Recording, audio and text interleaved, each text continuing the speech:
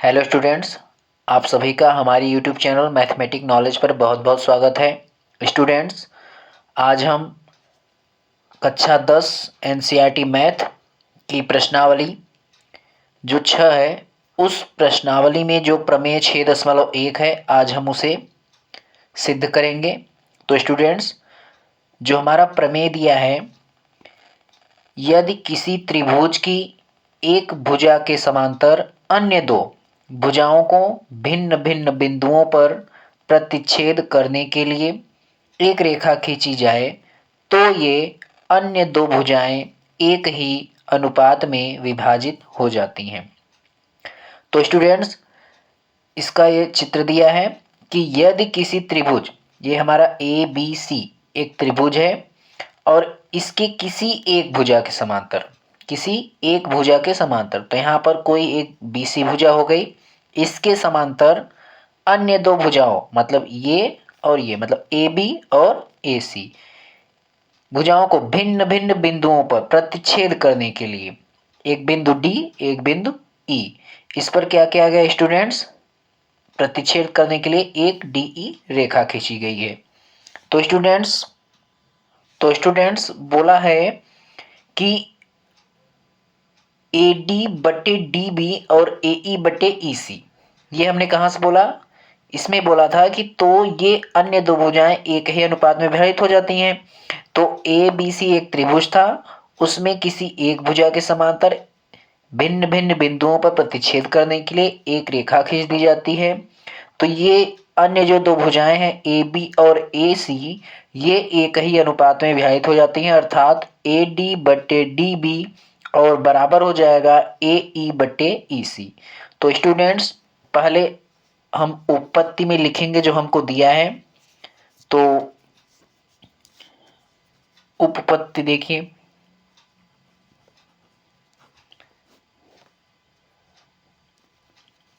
तो उपपत्ति में स्टूडेंट्स हम क्या लिखेंगे? तो इसमें जो हमें दिया है उसको हम लिख सकते हैं। तो ए बी सी हमें दिया क्या है? त्रिभुज ए बी सी दिया है, जिसमें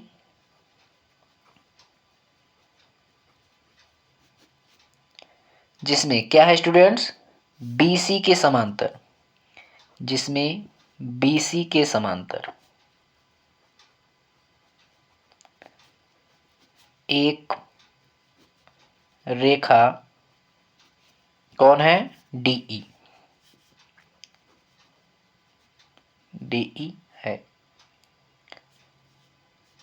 ठीक, जो भुजा ए बी को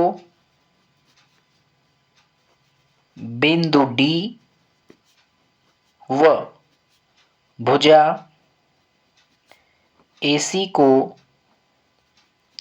बिंदु ई पर क्या करता है स्टूडेंट्स? प्रतिच्छेद करता है।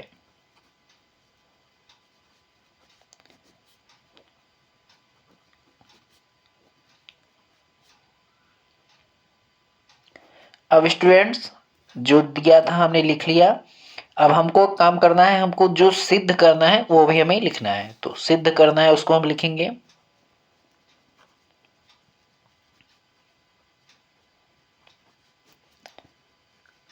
तो क्या सिद्ध करना है हमको? कि एक ही अनुपात, अर्थात ए डी बट्टे बी डी बराबर ए ई बट्टे ई सी, ए डी बट्टे बी डी बराबर ए ई बट्टे ई सी, यही हमें लाना है, इसको हमें सॉल्व करना है, सिद्ध यही हमें करना है। तो देखिए स्टूडेंट्स, तो सबसे पहले सिद्ध करने के लिए हमको क्या करनी पड़ेगी? रचना करनी पड़ेगी। तो रचना देखिए स्टूडेंट्स, इसको आप ध्यान रखिएगा। हमको ए डी चाहिए, A D B D A E E C. तो रचना में बी को हम ई से मिलाएंगे, डी को सी से मिलाएंगे, ई से ए डी पर लंब खींचेंगे, डी से ए ई पर लंब खींचेंगे। तो सर्वप्रथम क्या करेंगे, हम बी को ई से मिलाया, तो बी को ई से मिला दीजिए, हो गया। सी को डी से मिला दीजिए,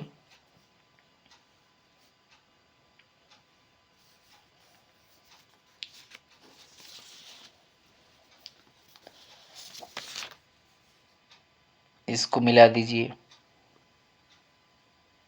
ठीक। उसके बाद डी से ए ई पर लंब, और लंब कितने अंश का होता है स्टूडेंट्स, 90 अंश का होता है। ई से ए डी पर लंब, और ये भी कितने अंश का होगा स्टूडेंट्स, 90 अंश का होगा। यहां पर ये हो गया स्टूडेंट्स। चित्र थोड़ा सा गड़बड़ हो गया है, आप समझ जाइएगा, ठीक।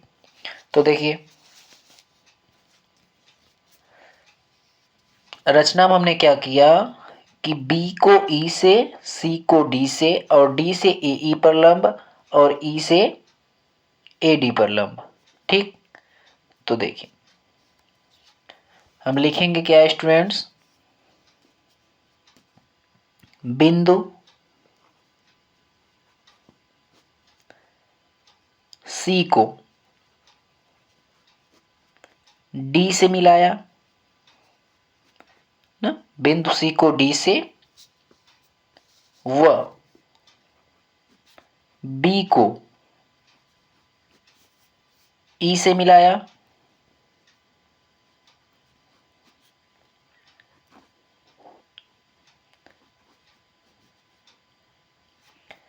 जितना हमने किया उतना लिख दिया। हमने C को D से, B को E से मिलाया। फिर हमने क्या किया कि D से AE पर लंब खींचा, E से AD पर लंब खींचा, तो इसका कुछ नाम होना चाहिए। तो इसका नाम M और इसका नाम N, तो यानी EN जो है वो लंब है किस पे, AD पर, तथा जो हमारा EN है वो लंब है किस पे स्टूडेंट्स, AD पर, और जो DM है वो किस पे लंब आ गया स्टूडेंट्स, AE पर। हो गया क्लियर। इतना हमने स्टूडेंट्स अभी कुछ किया ही नहीं है, जो हमको क्वेश्चन में बोला था वही हमने किया, अभी हम सॉल्व नहीं कर रहे हैं। तो इस प्रकार से हमारा हो गया। अब आते हैं अपने मेन टॉपिक पर। तो देखिए स्टूडेंट हमको क्या चाहिए, AD। अब यहाँ से हमको त्रिभुज लेना पड़ेगा, ऐसा त्रिभुज तो जिसे हमारा AD आना चाहिए, AD भुजा आनी चाहिए। तो त्रिभुज का क्षेत्रफल फार्मूला होता है, आप पढ़ चुके होंगे। तो देखिए स्टूडेंट्स त्रिभुज, तो कौन सा त्रिभुज लेंगे, AD, तो ADE, ठीक। तो त्रिभुज ADE का क्षेत्रफल, तो त्रिभुज का क्षेत्रफल स्टूडेंट्स क्या होता है, 1/2 गुणे आधार और गुणे ऊंचाई। तो ऊंचाई कौन सी होनी चाहिए स्टूडेंट्स, लंबवत ऊंचाई होनी चाहिए। तो 1/2 गुणे आधार। अब देखिए स्टूडेंट्स आधार हमारा क्या, AD गुणे ऊंचाई। तो ऊंचाई देखिए स्टूडेंट्स, ये हमारी क्या हो गई, आधार। तो ऊंचाई हमारी क्या होगी, DE होगी क्या, नहीं होगी। क्यों, क्योंकि ये तिर्यक ऊंचाई है। अगर आप चित्र को ध्यान से देखेंगे तो ये आपका क्या हो गया, तिर्यक ऊंचाई, और जबकि होना क्या चाहिए, लंबवत ऊंचाई। तो लंबवत ऊंचाई हमारी क्या है, ये है EN। यहां 90 अंश का कोण बन रहा है, यानी ये सीधा है। तो क्या हुआ, EN, ये हो गया। समीकरण नंबर इसको बना लें, पहला। ठीक, अब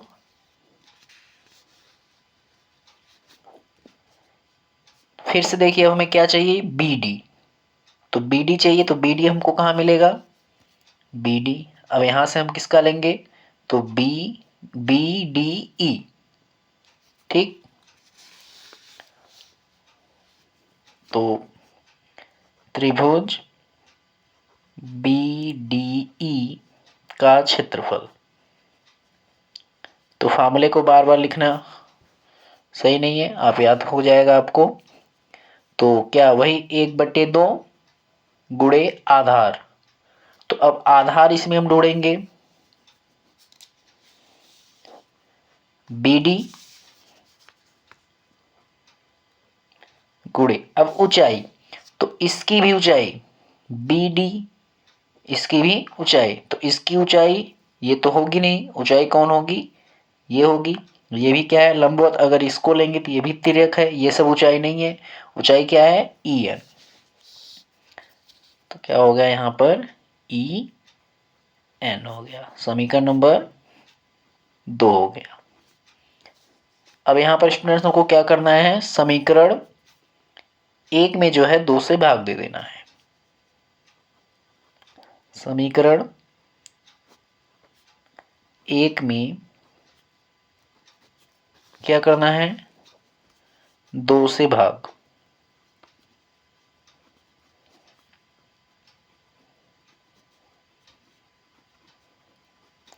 ये समीकरण 1 में समीकरण 2 से है।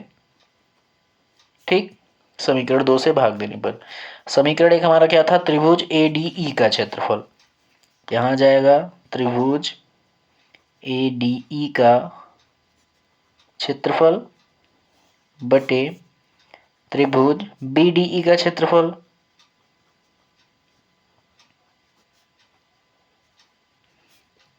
एडीई का क्षेत्रफल कितना है स्टूडेंट्स, 1/2 गुणे एडी गुणे ई एन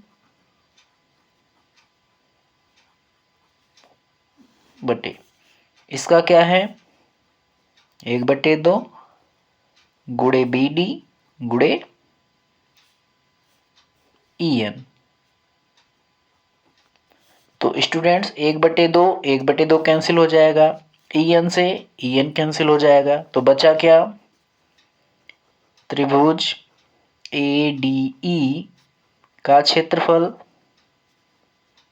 बटे त्रिभुज बी डी ई का क्षेत्रफल बराबर ए डी बट्टे बी डी। समीकरण नंबर 3। तो स्टूडेंट्स ए डी बट्टे डी बी, ए डी बट्टे बी डी, यानी कि एक पार्ट तो आ गया, अब दूसरा पार्ट भी हमको चाहिए। तो दूसरे पार्ट में देखिए हमको कौन सा त्रिभुज लेना पड़ेगा, ए ई। अब ए ई कहाँ आएगा, तो ए ई यहां पर आएगा, तो फिर से हमको वही त्रिभुज लेना पड़ेगा, पुनः त्रिभुज ए डी ई लेनी पड़ेगी। ठीक, आते हैं देखते हैं। तो पुनः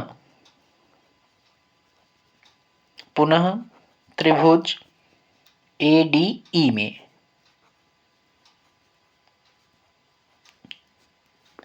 तो स्टूडेंट्स अब की बार हमें क्या चाहिए, हमें चाहिए अब की बार ए ई। तो आधार हमको क्या लेना पड़ेगा, ए ई।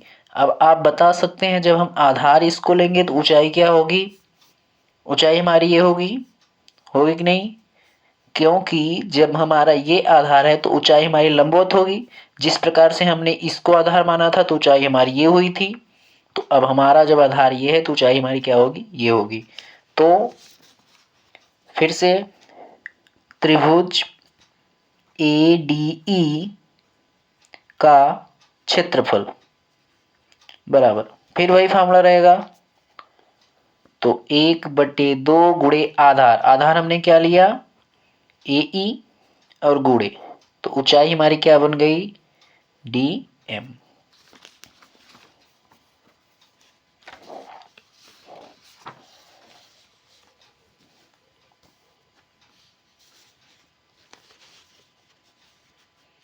जब हमने ए ई को आधार मान लिया तो ऊंचाई हमारी डीएम हो गई। ये हो गया समीकरण नंबर कौन सा? चौथा। अब हमको चाहिए क्या स्टूडेंट्स? ई सी। अब ई सी हमारा कहाँ पर आएगा? तो ई सी, ई हमें लाने के लिए ई सी हम ढूंढेंगे कहाँ पे? ई सी यहाँ पर है। ठीक, तो ई सी यहाँ पर है तो हम कौन सा त्रिभुज ले सकते हैं? डी ई सी। वैसे डी बी ई लिए थे, अब क्या लिख सकते हैं? D E C. तो त्रिभुज डी ई सी का क्षेत्रफल 1/2 गुणे आधार। अब डी ई सी, इसमें आधार हमारा क्या है? ई सी। तो ऊंचाई हमारी क्या होगी? यही होगी ई सी गुणे ऊंचाई हमारी क्या होगी? तब ऊंचाई हमारा सेम होगा। जब ये आधार है तो ऊंचाई लंबवत, लंबवत ऊंचाई डी एम। समीकरण नंबर 5 हो गया। अब स्टूडेंट्स करना क्या है? 4 और 5 को भाग दे दें।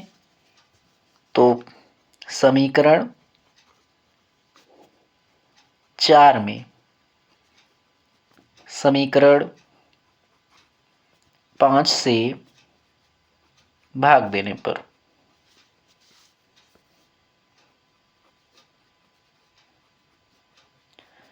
तो हो जाएगा ऊपर त्रिभुज ए डी ई का क्षेत्रफल बटे त्रिभुज डी ई सी का क्षेत्रफल।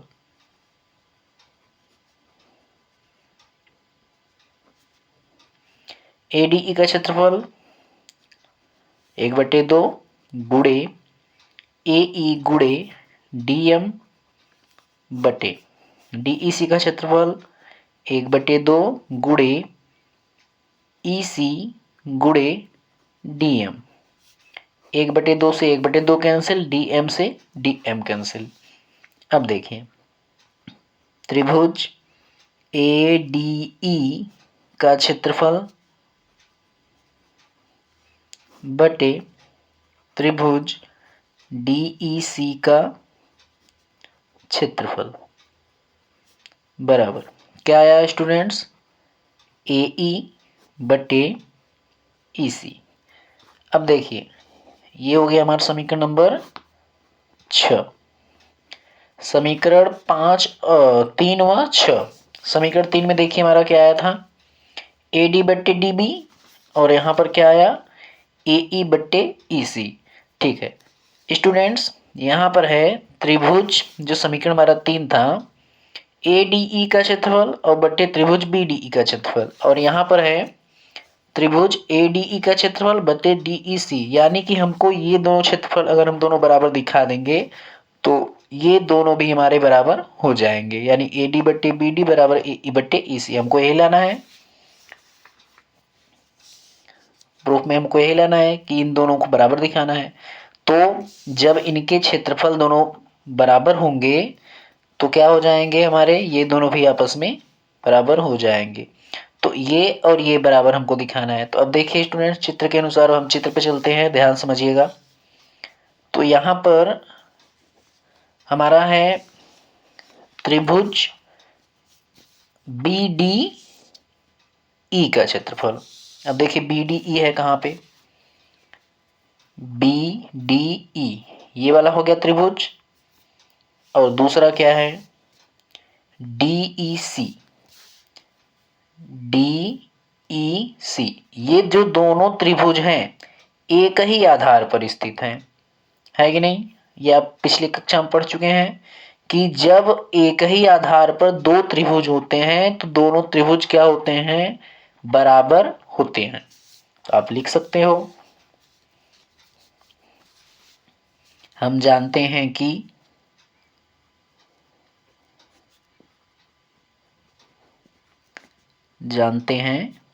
कि एक ही आधार पर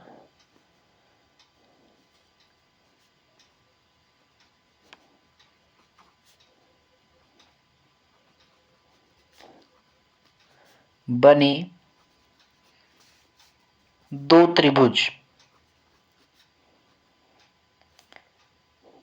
क्या होते हैं? बराबर। दो त्रिभुज के क्षेत्रफल बराबर होते हैं।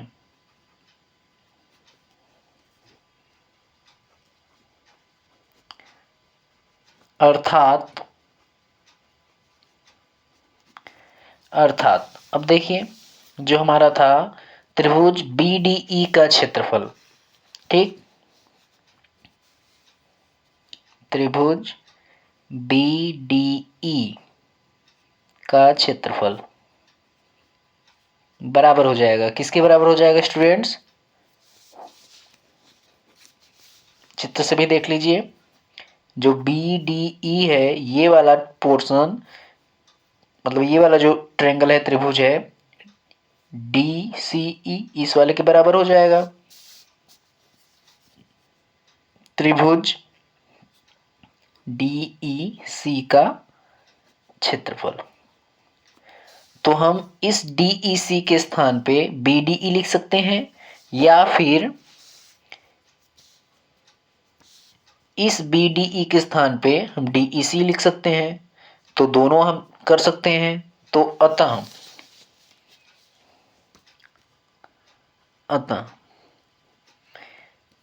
अब हम क्या कर सकते हैं, इसके स्थान पे हम ये रख सकते हैं। तो त्रिभुज ADE का क्षेत्रफल बटे त्रिभुज, इसके स्थान पे ये रख रहे हैं, तो BDE का क्षेत्रफल बराबर क्या है? AE बट्टे EC। ठीक, अब ये हो गया 17वां। अब दीजिए, ध्यान दीजिएगा, हमारा सॉल्व हो गया, हमको जो सिद्ध करना था। तो स्टूडेंट्स,